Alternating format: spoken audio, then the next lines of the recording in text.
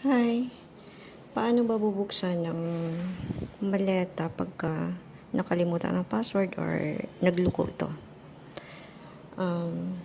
Experience ko kasi sa isang maleta ko, nagluko siya. Hindi siya nakalimutan yung password, kundi nagluko yung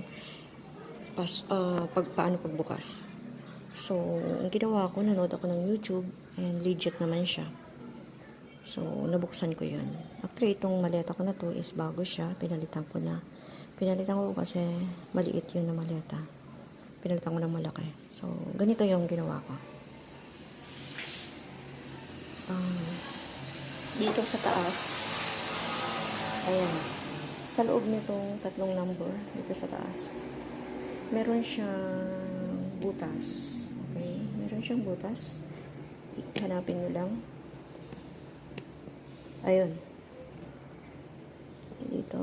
Ilagay nyo sa parehong direction. Ayan.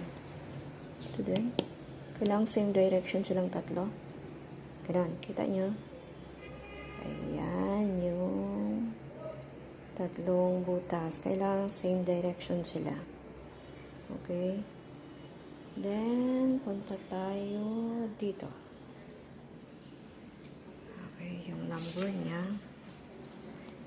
Actually, ang password nyo pa rin is hindi ko pinalitan. Tatlong 0 pa rin. So, tatlong 2 pa rin yan. So, ganito yan. I-move nyo siya. Kasi diba hindi siya mabuksan. Move nyo siya. Dito, one move. Kailangan same direction. Papunta tayo sa kanan.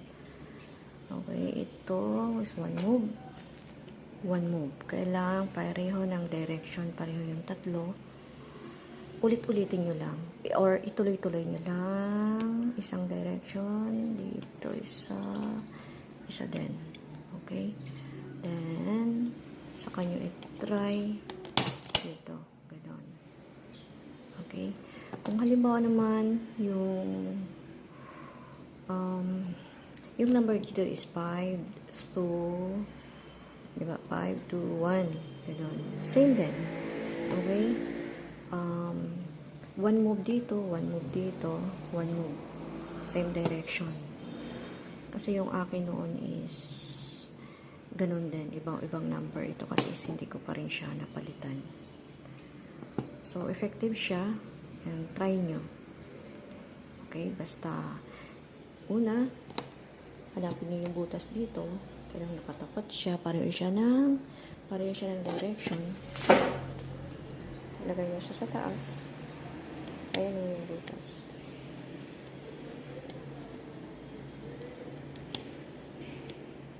Same direction. Yung butas. Then, remove nyo siya dito. One by one. Same direction pa din. Then, hanggang try nyo dito. Taga-move nyo. Try nyo. Pagka mag-move na. Ganun. Okay? Ganun lang. Legit siya and effective. Na-try ko na. Sa una kong maleta. Okay? Okay. Bye-bye.